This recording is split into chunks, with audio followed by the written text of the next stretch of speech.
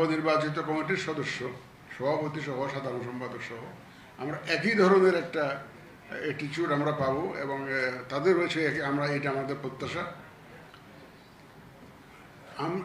আমরা কিন্তু চাই একটা অবাধ তথ্য প্রবাহ, এটা কিন্তু খুবই দরকার।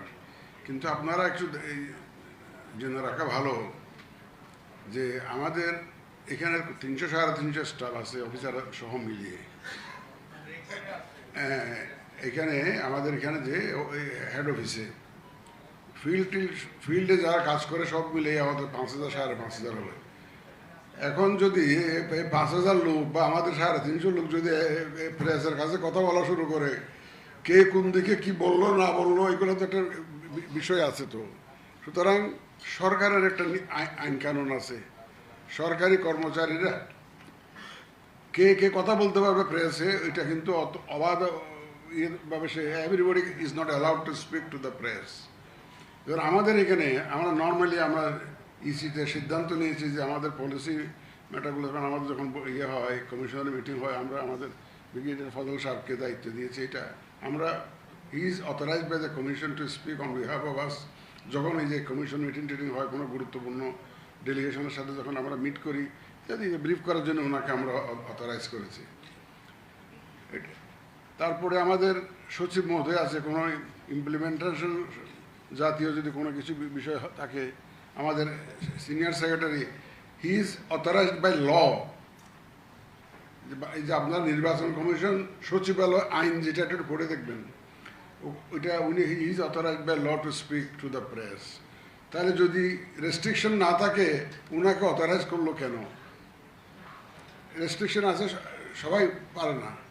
অথবা any person authorized by him, সচিব মহোদয় যদি কাউকে বলে দেন না ঠিক আছে you are allowed to speak to the press, তাই কথা বলতে পারবেন, ওনার পারমিশন নিয়ে কথা বলতে পারবেন, নো প্রবলেম। সেই হিসাবে আমরা চালিয়ে যাচ্ছি। আর এমনি কথা বলার তো বক্তার তো দুই ধরনের, আমি আগেও বলেছি আপনাদেরকে, দুই ধরনের বক্তা আছে। এক ধরনের বক্তা হলো those who have something to say, কিছু বলার থাকে এই জন্য বলতে হবে। আর একটা গ্রুপ হলো যাদের কিছু বলতেই হবে, আজকে যেমন আসছি এই জন্য বলতেই হবে, আমার তেমন কিছু বলার ছিল না, কিন্তু আসছি এখন আপনারা প্রধান নির্বাচন কমিশনারকে তো ছাড়বেন না, বলতেই হবে আমাকে। কিছু বলার মতো থাকুক আর না থাকুক, এটা situation demands that I have to speak and tell something. এখন সব এই জন্যই আপনাদেরকে বলছি যে আপনারা যখন তথ্যের জন্য যাবেন, আমাদের যে কোনো বিষয়ে আপনারা সচিব মহোদয় আছে অথবা এনি পার্সন ইভি অথরাইজেস যে XYZ যে আমাদের অমুক কর্মকর্তার কাছে যান, দেন ওকে, নো প্রবলেম।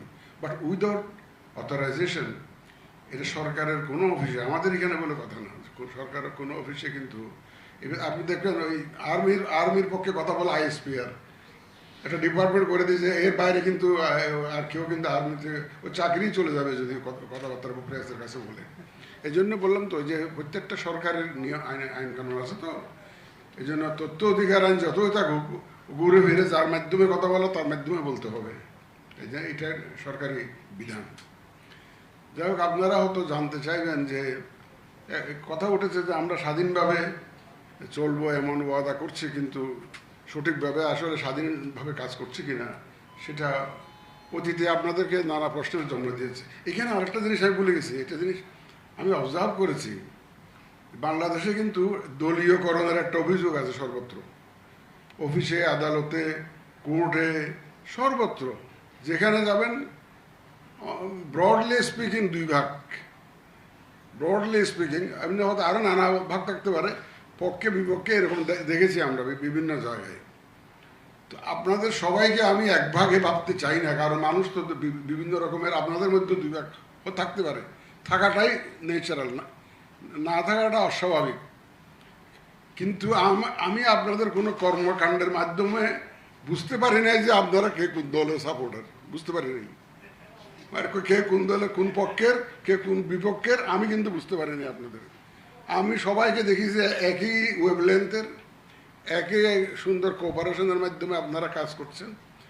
আপনারা কি কেউ বুঝতে পেরেছেন যে এর মধ্যে কোনো দলাদলি আছে? কোনো আমি দেখি না কিন্তু আপনাদের। আমি সুতরাং অ্যাটলিস্ট বুঝলাম যে দলীয়করণের যে নেতিবাচক দিকটা আপনাদের মধ্যে নাই, এটা আমি বুঝলাম। যে নেতিবাচক যে একটা ইমপ্লিকেশন থাকে সেটা আপনাদের মধ্যে আমরা দেখি নাই। তাই না হলে তো সুন্দরভাবে তাদের ইলেকশন হতে পারতো না।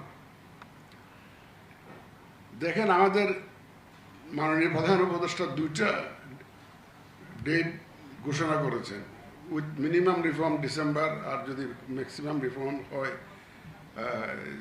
Early next year by June. June মানে আমি ধরে নিচ্ছি